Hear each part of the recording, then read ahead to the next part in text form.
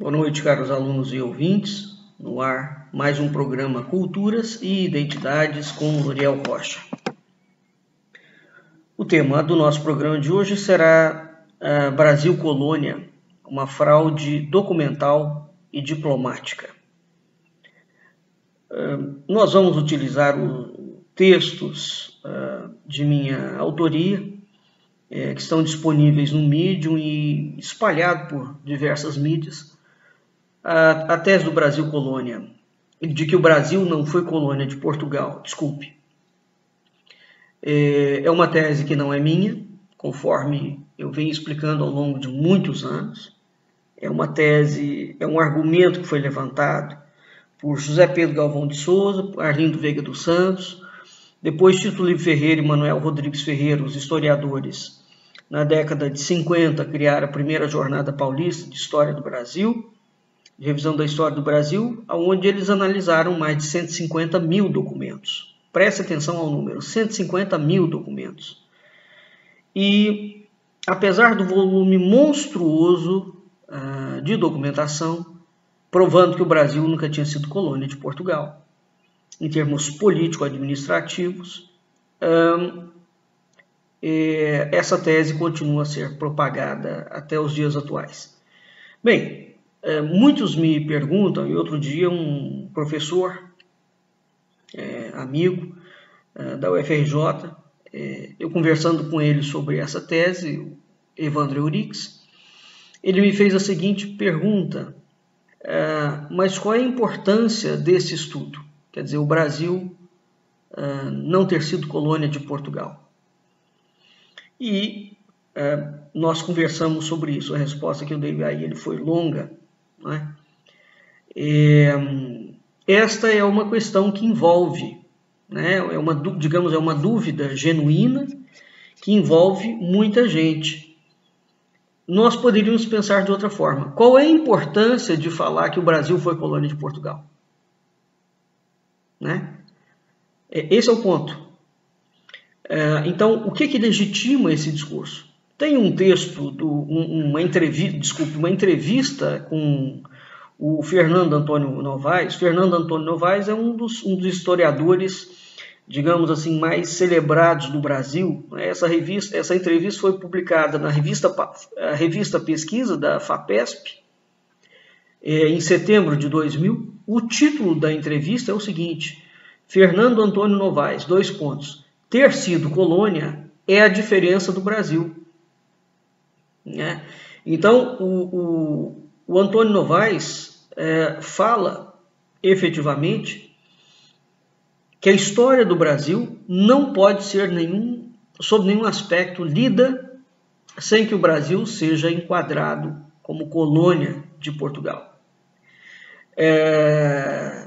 Então, isso nos dá, de certa forma, uma resposta, não é? Porque aí nós precisaríamos de entender o que é uma colônia e qual é a importância de perspectivar o Brasil como uma colônia de Portugal. Eis o ponto. Então, da mesma forma que a historiografia nacional, a partir de 1822, eu quero marcar isto mais uma vez, portanto, a partir da fraude da independência.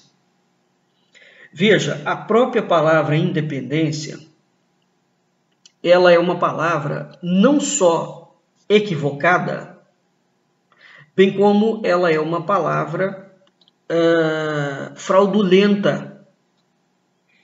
Por quê? O Brasil constituía com Portugal o Reino Unido de Portugal, Brasil e Algarves. Então, no mínimo, na situação de 1822, o Brasil não poderia ser independente dele mesmo, do reino do qual ele fazia parte. Não é? Porque se o Brasil foi alçado à condição de Reino Unido com Portugal, Brasil e Algarves, e a coroa, a corte, estava sediada no Brasil, como é que o Brasil era colônia? A corte só volta para o Brasil em 1821, só volta para Portugal, desculpe, em 1821. Mas o príncipe continua aqui, o filho do rei, portanto, o príncipe do Brasil, o herdeiro presuntivo da coroa. Qual é o caso de uma colônia que permanece ligada à capital, à metrópole, onde o filho, o herdeiro da coroa, permanece na localidade? Isso não existe. Quer dizer, o Brasil, no mínimo naquela altura, o movimento foi de separação de Portugal. Não é um movimento de independência, é um movimento de separação. Então, a situação que nós vemos em 1822 é a de um golpe de Estado. Né? É de um golpe de Estado. Então, é muito interessante, sobretudo a nível de documentação, ou de estrutura política, administrativa, entender que o Brasil não foi colônia de Portugal. Mas por que o Novaes e outros indivíduos, além de criarem uma terminologia que na documentação portuguesa é inexistente, ou seja, o Brasil colônia, né? O Brasil sempre foi o Estado, ou era província, ou depois será Reino Unido. Isso são os termos que existem dentro da documentação portuguesa até 1822. Portanto, até o golpe maçônico da independência. E o forjador da palavra colônia, na documentação oficial, é José Bonifácio.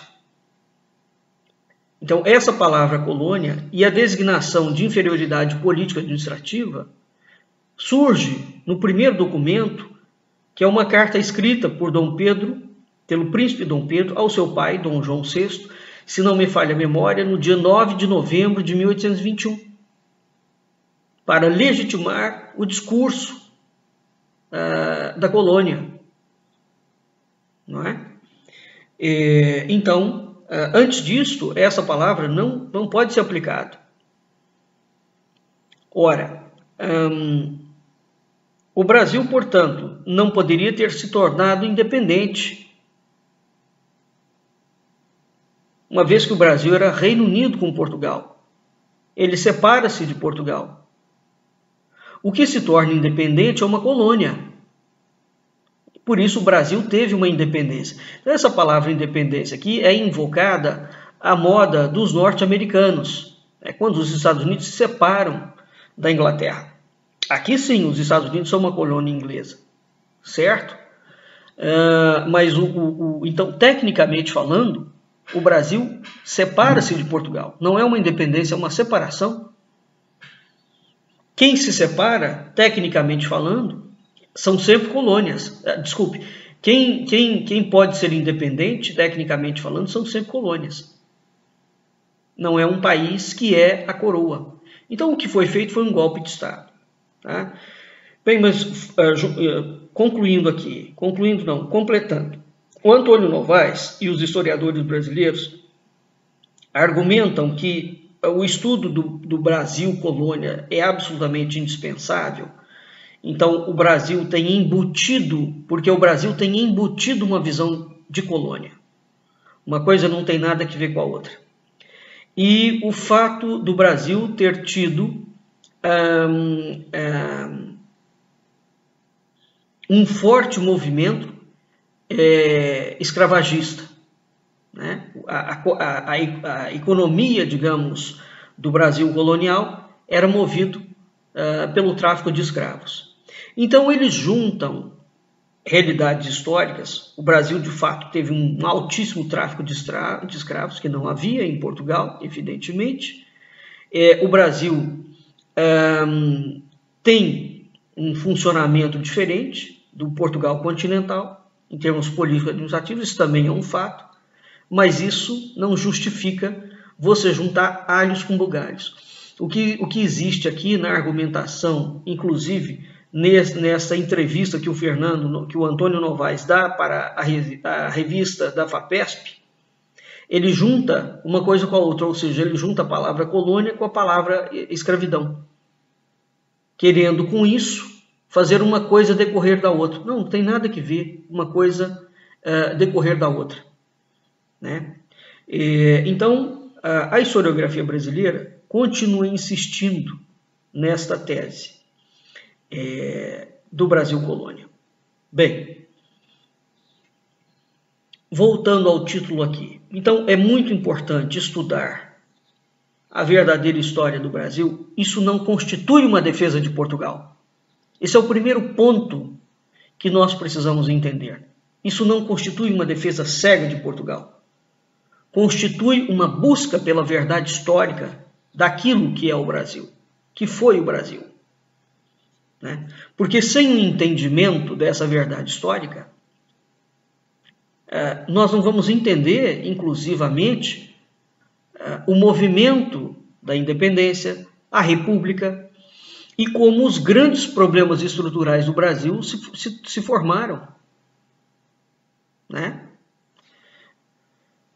Olha, a tese lançada por José Bonifácio para justificar a independência, então lembrem-se disto.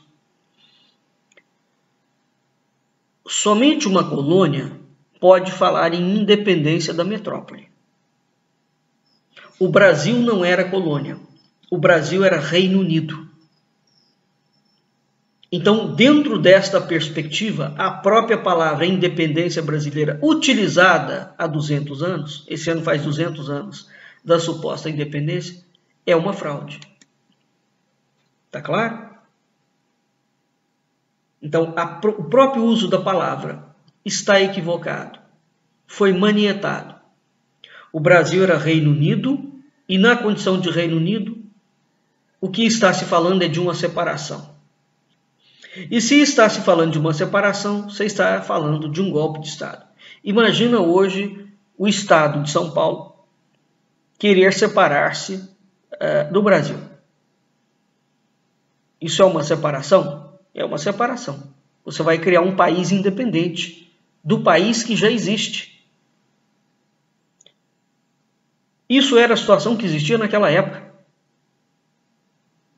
O Reino Unido, de Portugal, Brasil e Algarves, alcançava territórios na Europa, territórios na América do Sul, na América Latina, territórios em África e territórios na Ásia.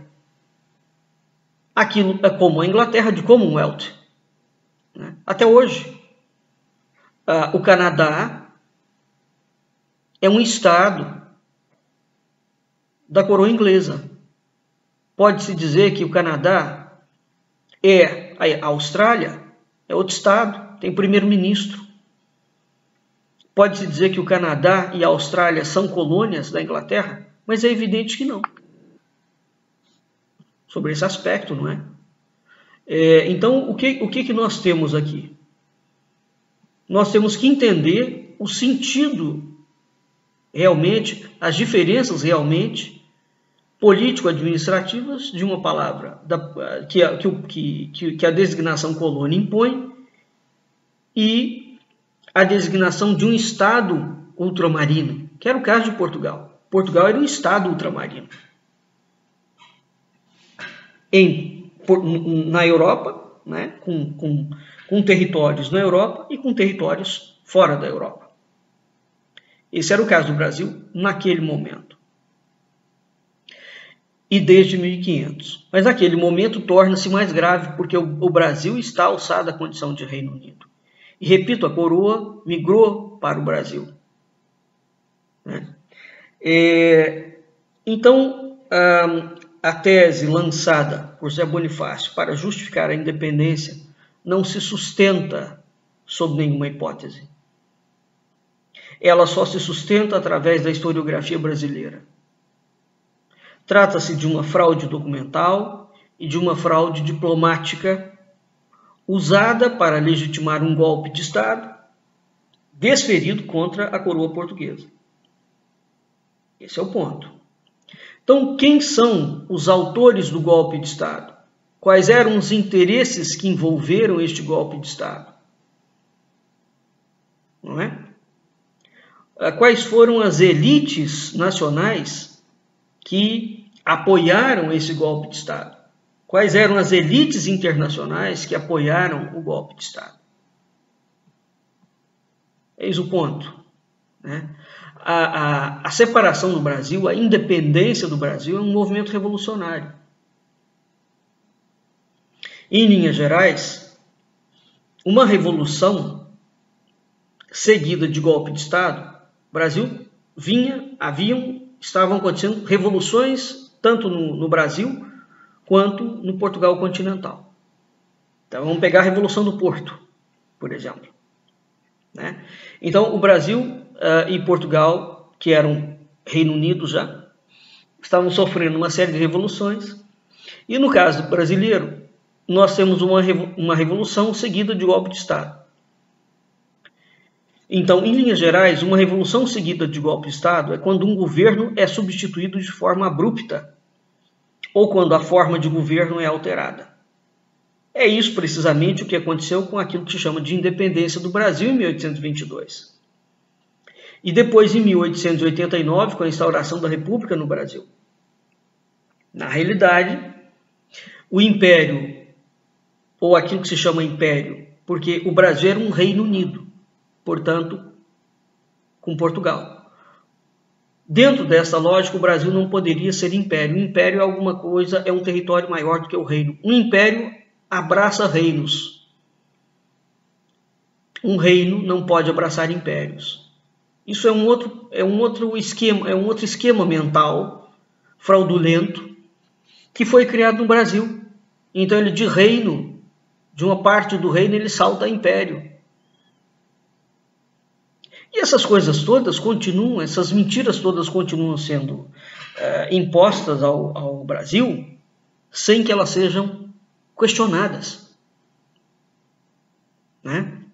Então, o Império, desde o início, isso é muito claro dentro dos autores do golpe, foi pensado como uma etapa para se chegar à concretização do termo técnico República Maçônica Universal.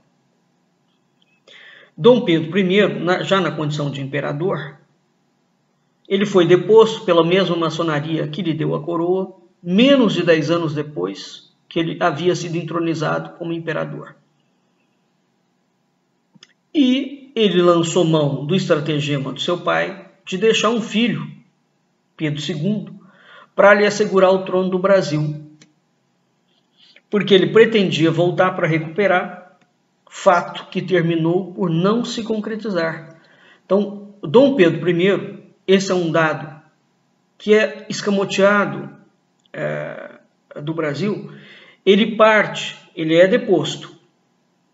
Mas dentro daquele aspecto da deposição, existe uma outra parte que ele parte para se tornar o imperador da Ibéria. Isso era um projeto revolucionário maçônico que visava tomar as coroas de Portugal e de Espanha e depois a do Brasil para entregar aos bancos. Existe um indivíduo que é um político e é um banqueiro, o judeu Juan de Dios Álvares Mendizábal, maçom e membro da loja de Cádiz. No Brasil, raros falam.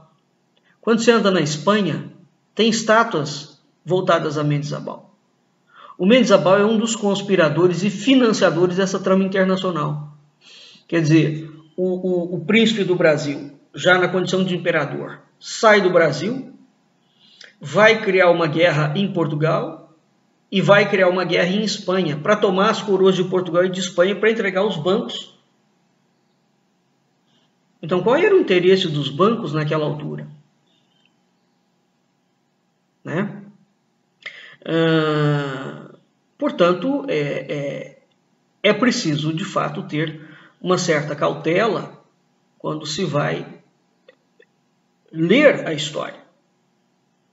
Voltando à fraude documental.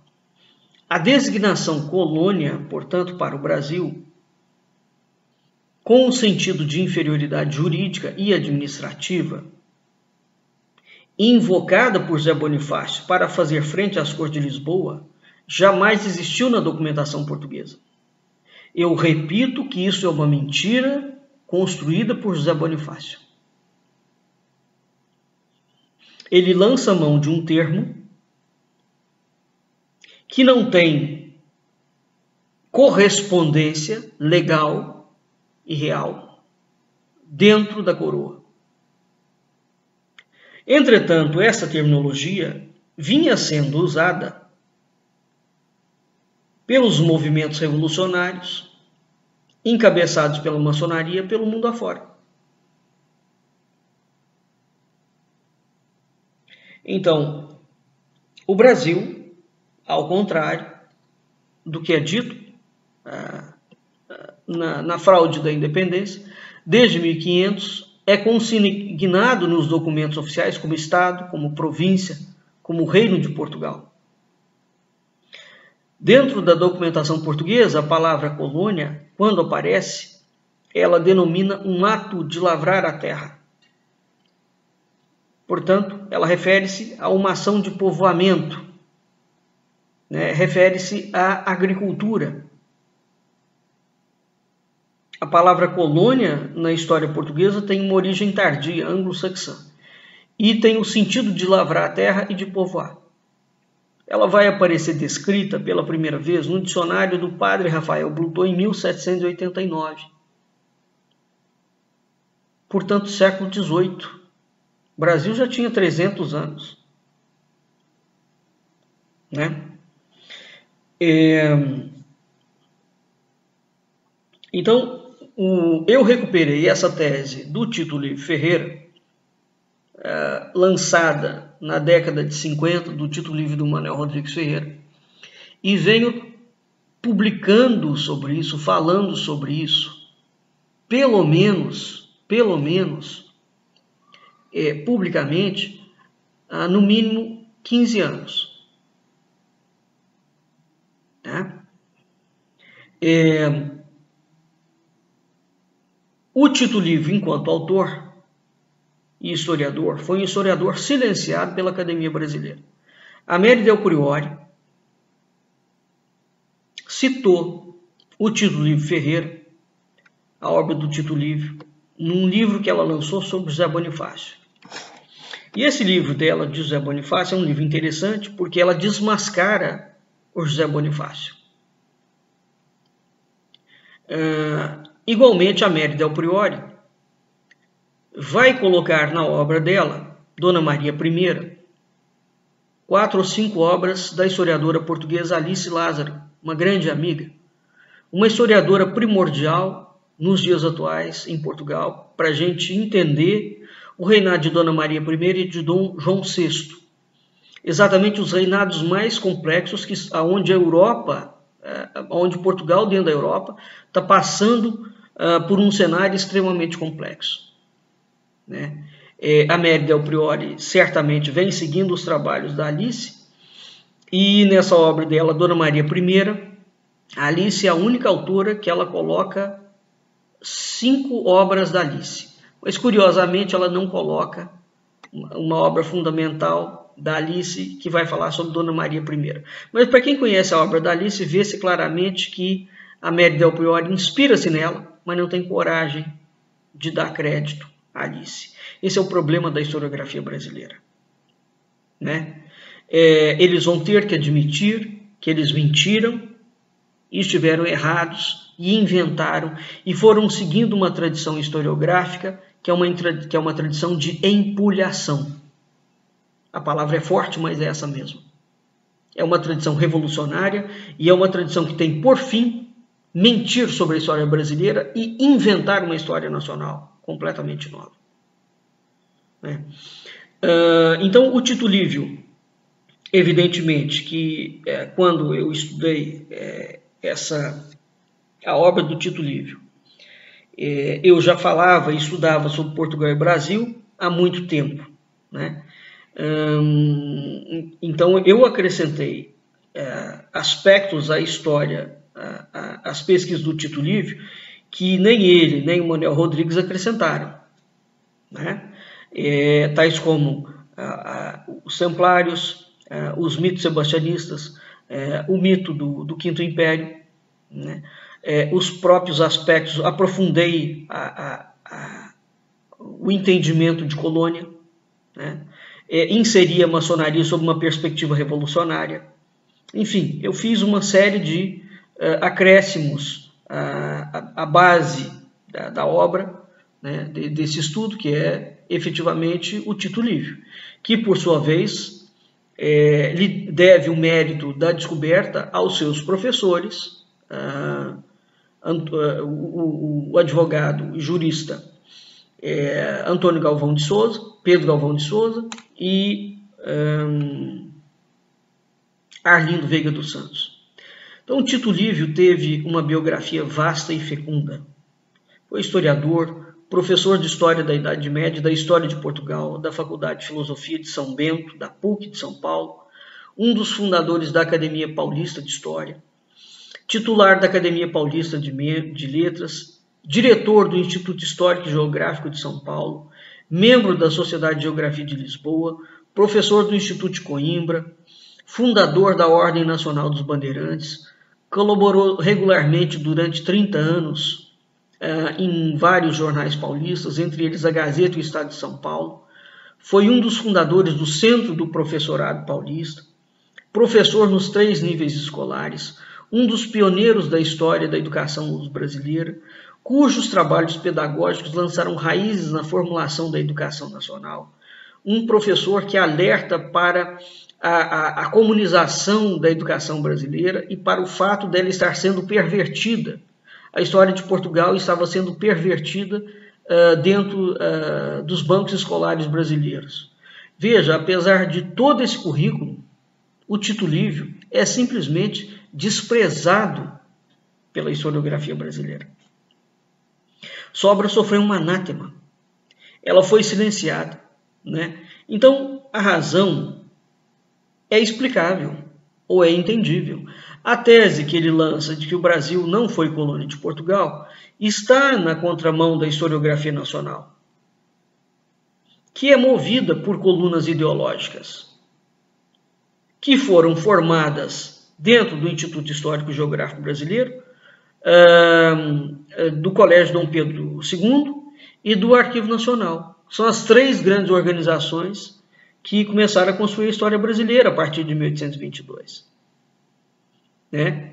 Então, essa tese desmonta a historiografia nacional, que é ideológica, é um sustentáculo das ignorâncias e das omissões. Muito devagar, o Brasil vem alterando a visão dessa história.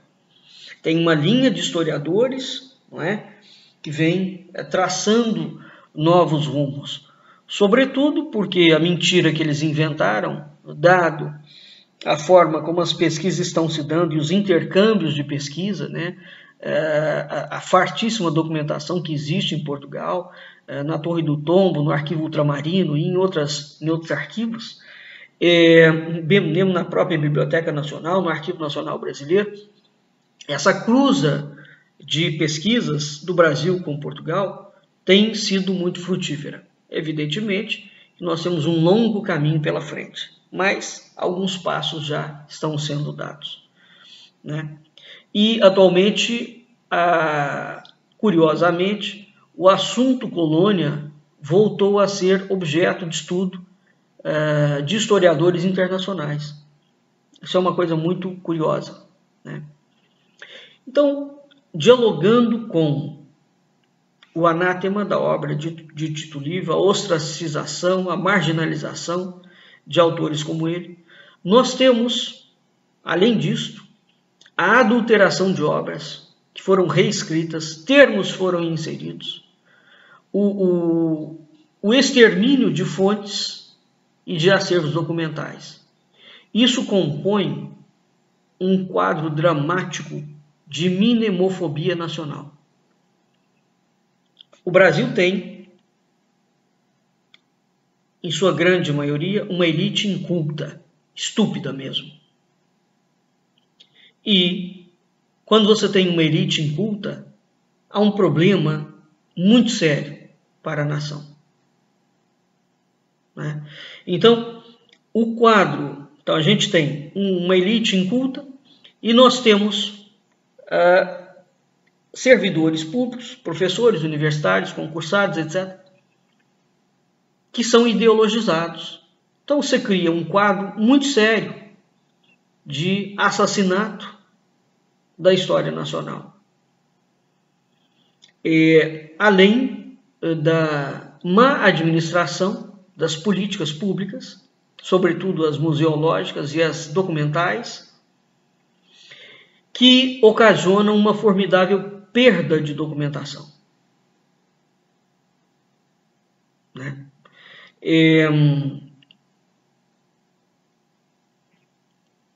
Em Ernesto Soares, que é um autor fundamental para entender a parte iconográfica da história portuguesa,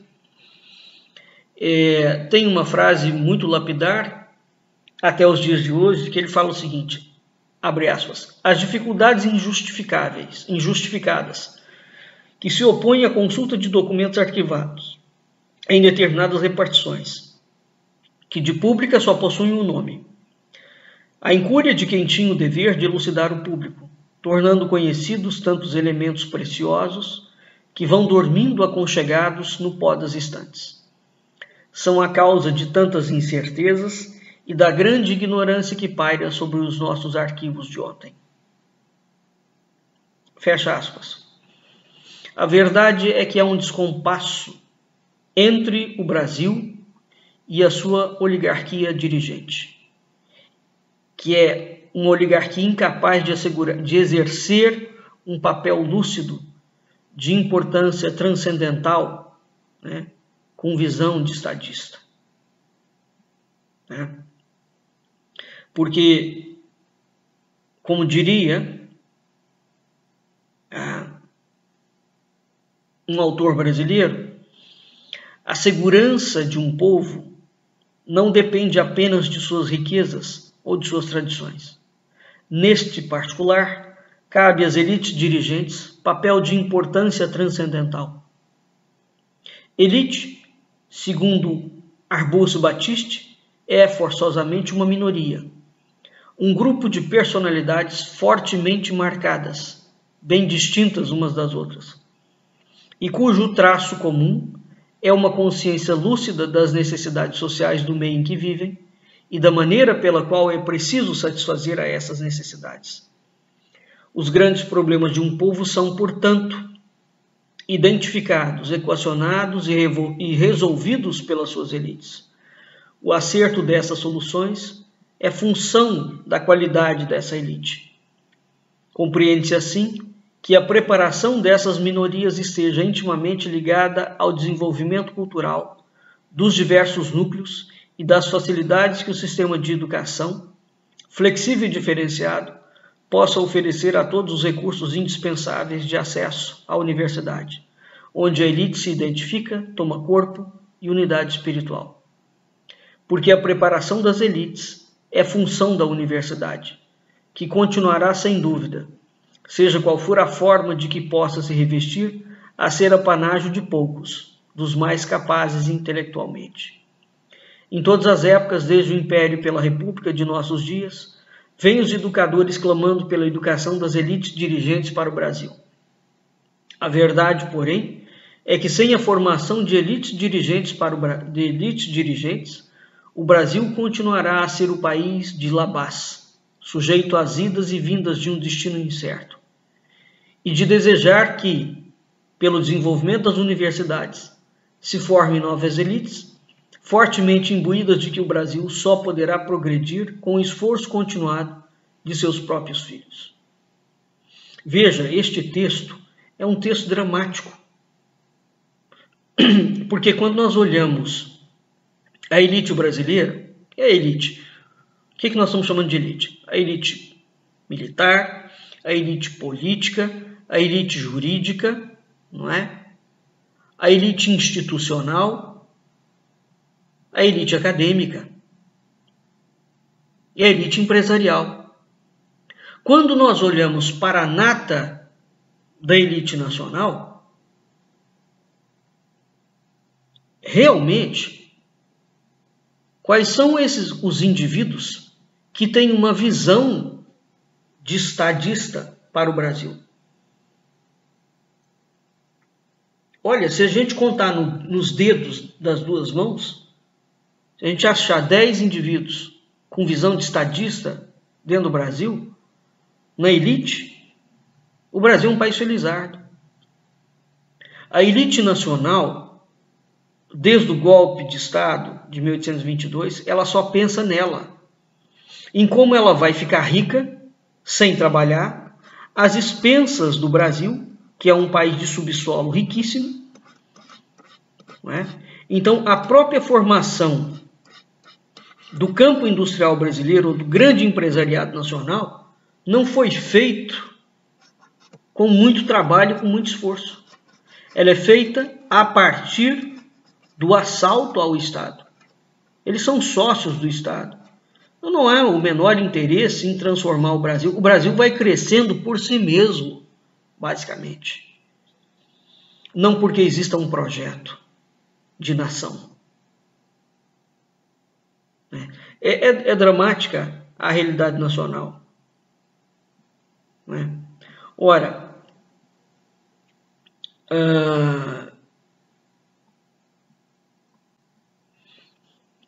então, essa palavra colônia, trazida por Zé Bonifácio, no contexto quase que em 1821, ela é uma palavra que, quando ela é utilizada, ela tem um sentido claramente anglo-saxão. Ela é lançada, então lança-se sobre Portugal, uma relação que a Inglaterra tinha com as suas colônias. Ela tem um sentido claramente britânico. Então não se trata de uma questão meramente de conceitos. Né? Porque se for uma questão meramente de conceito, é preciso inquirir, repito, qual é a importância de entender que o Brasil era colônia.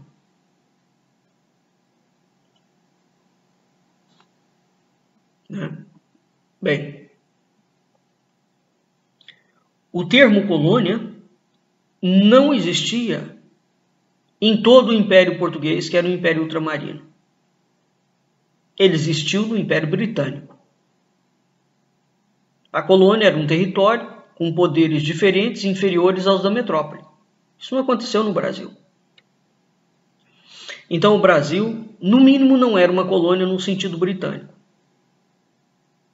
O Brasil era um território regido pela mesma legislação de Portugal, sujeito às mesmas condições. Nós éramos o mesmo país.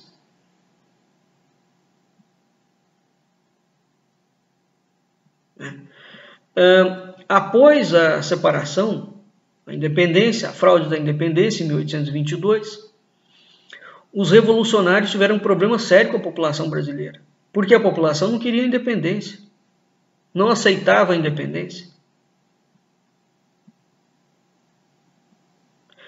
É interessante observar, por exemplo, só à guisa de um dado. Os reis portugueses criaram leis ambientais para o Brasil já no século XVI. A gente encontra nas ordenações de Dom Manuel I que proibia o corte de árvores frutíferas em Portugal e em todas as províncias ultramarinas. Então, no Brasil, foi exatamente essa lei das ordenações do rei que protegeu centenas de espécies nativas. Em 1605, o Regimento Pau-Brasil estabeleceu punições para os madeireiros que derrubassem mais árvores do que o previsto na licença. A pena variava conforme a quantidade de madeira cortada ilegalmente. Os pequenos excedentes seriam apreendidos e renderiam ao concessionário uma multa de 100 mil cruzados. Né? Havia lei de usos de ocupação de solo. Haviam leis urbanísticas. Haviam leis que proibiam tomar territórios dos índios. Haviam leis que proibiam maltratar os escravos. Haviam leis que proibiam queimadas.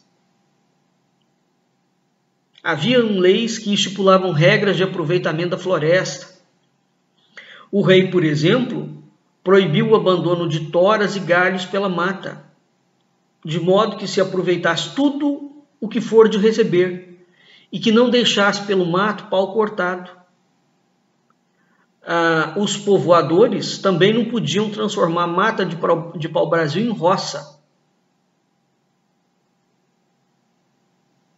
Agora veja, apesar de todas essas leis e inúmeras outras, nós podemos dizer que isso não aconteceu no Brasil? É evidente que aconteceu. É evidente.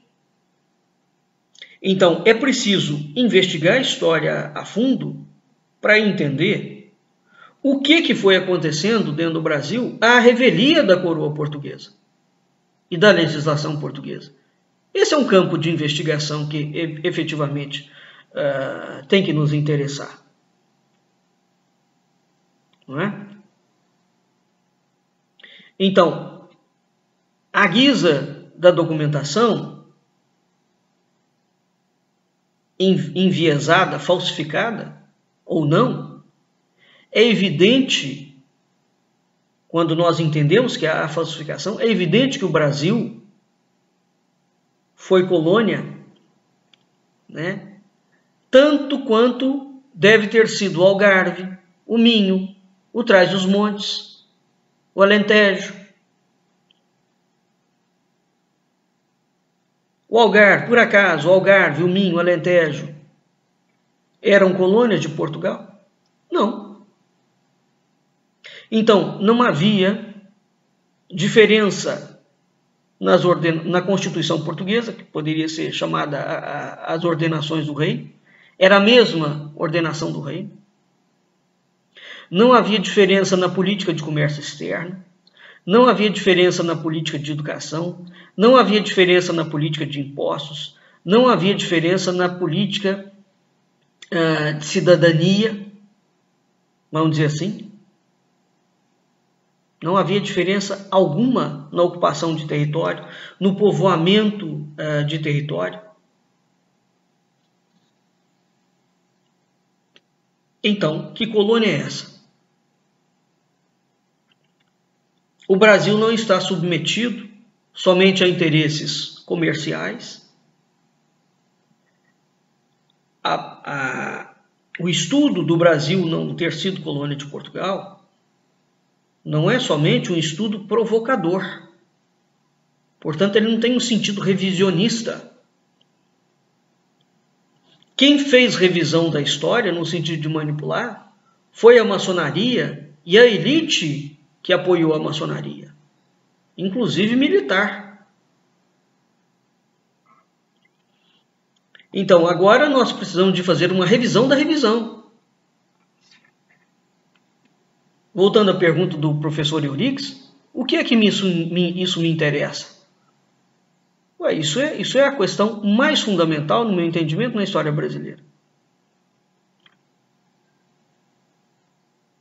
Porque foi a partir desta pilastra que o Brasil, pós 1822, foi construído. É em cima dessa falácia.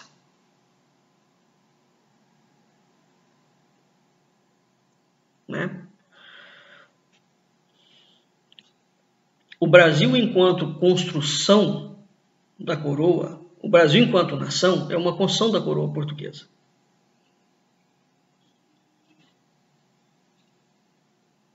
Né? Olha, quando a corte se estabelece no Brasil, já era consabido que a rainha Dona Maria I e o seu filho, o príncipe regente Dom João VI, né? Então, entre 1815 e 1822, eles passam a usar a titulatura pela graça de Deus, rainha ou rei, do Reino Unido de Portugal, Brasil e dos Algarves, da Quem e da Além-Mar, em África, senhor da Guiné e da Conquista, navegação e comércio da Etiópia, Arábia, Pérsia e Índia. Esse é o título.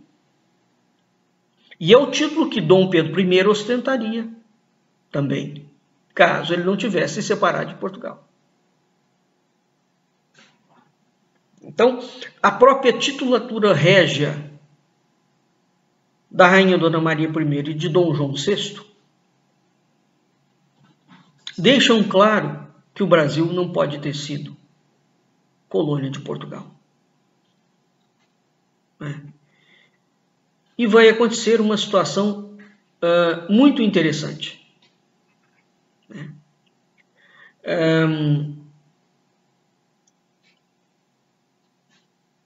Mesmo depois de 1822, Dom João VI não admite a separação do Brasil. A separação do Brasil foi construída e ela foi comprada internacionalmente. Veja, Dom João VI se intitula, entre 1822 e 1823, a titulatura régia é pela graça de Deus e pela Constituição da Monarquia, do Reino Unido de Portugal, Brasil e dos Algarves, da quem e da lei mar em África, senhor da Guiné e da Conquista, navegação e comércio da Etiópia, Arábia, Pérsia e Índia. Isso consta no documento da aprovação da Constituição da Monarquia Portuguesa em 1822. Entre 1823 e 1825, ainda nós temos Dom João VI como rei, seguindo a suspensão da Constituição na sequência da Vila Francada, que se deu em 1823, Dom João ainda assina, pela graça de Deus, rei do Reino Unido de Portugal, Brasil e dos Algarves, da quem e da lei mar em África, senhor da Guiné e da Conquista, navegação e comércio da Etiópia, Arábia, Pérsia e Índia. Quando Dom João reconhece a separação do Brasil, pelo Tratado do Rio de Janeiro, Dom João passa a assinar por carta de lei, de 15 de novembro de 1825, o título de Imperador do Brasil, que, ao contrário, não lhe é deferido por seu filho Dom Pedro I. O título Imperador do Brasil já era utilizado por Dom João VI. Como prova, o livro, um dos mais recentes livros da historiadora portuguesa Alice Lázaro,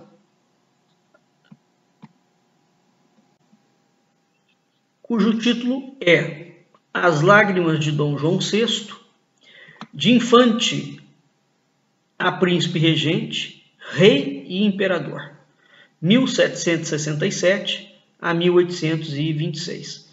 Esse livro está à venda na Amazon. Alice Lázaro, que é a autora, o livro merece ser comprado.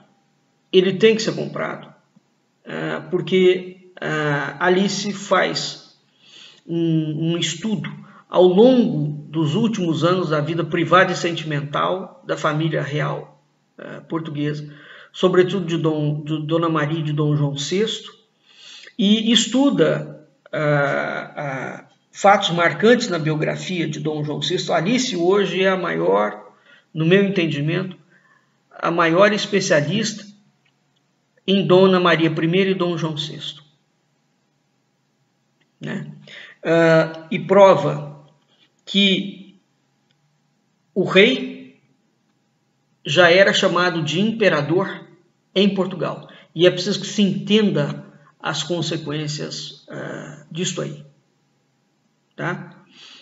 Embora, voltando à documentação portuguesa, a documentação brasileira, maçônica, vai dizer que o título de imperador do Brasil é dado por Dom Pedro ao seu pai.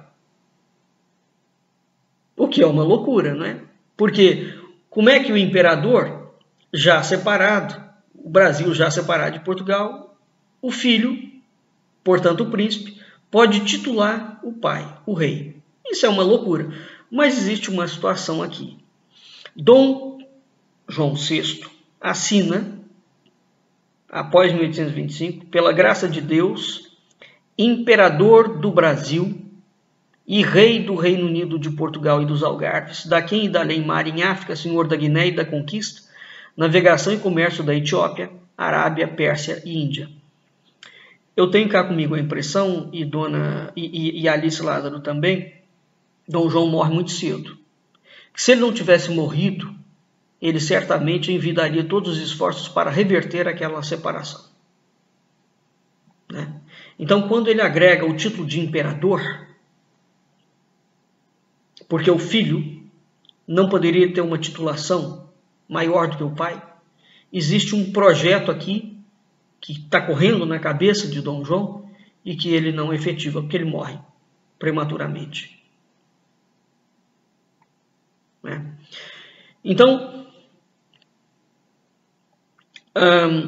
durante, digamos, a passagem de Dom Pedro, né, entre os dois estados, o Tito refletiu a união desse vasto território, né? Mas existe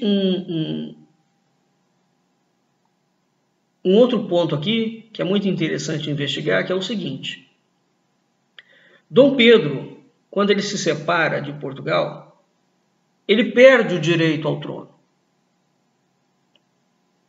Isso é um fato que é contestado, etc. Mas ele renuncia e ele perde o direito ao trono.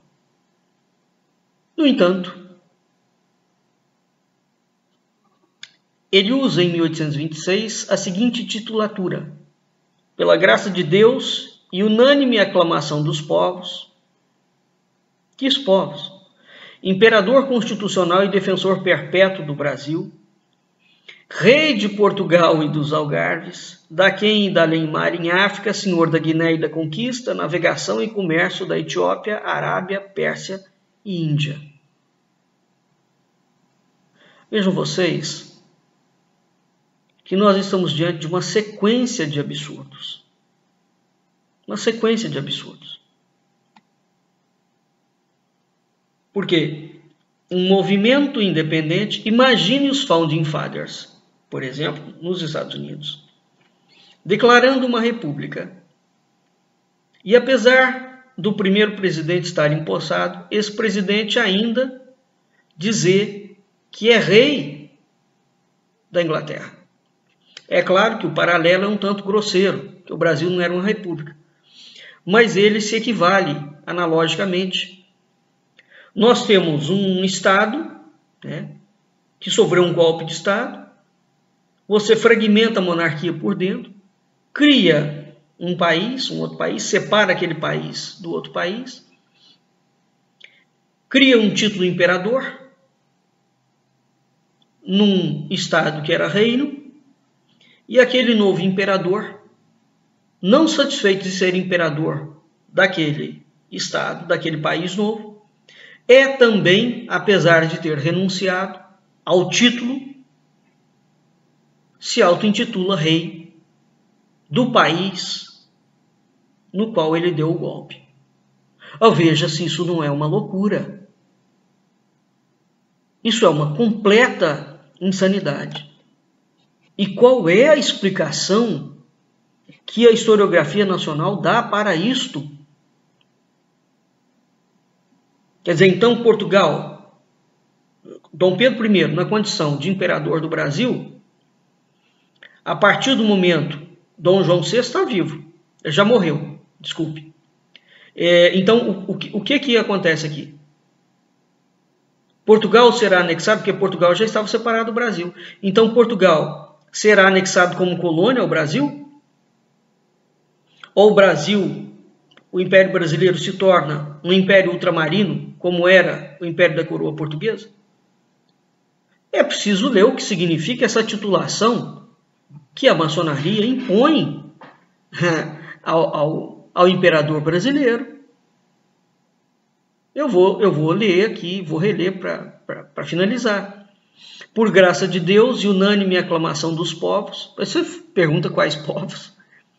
Imperador constitucional, que já é uma situação curiosa, um imperador constitucional e defensor perpétuo do Brasil,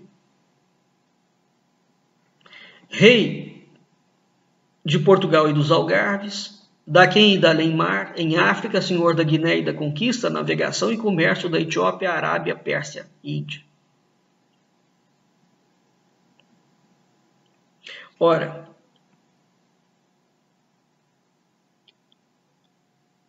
basta a leitura das titulações dos reis para nós verificarmos, além de toda a outra vastíssima documentação, que o problema que a maçonaria cria para o Brasil é profundo, não é? E nós continuamos ensinando essa história fraudulenta dentro dos bancos escolares.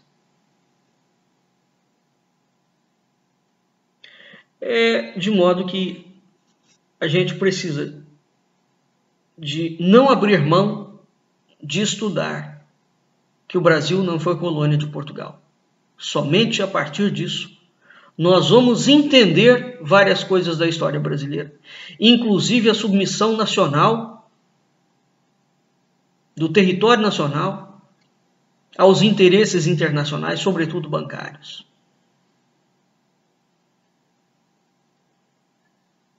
O Brasil, a partir de 1822, é entregue para os bancos, para a finança internacional. Não foi a coroa portuguesa que fez isso.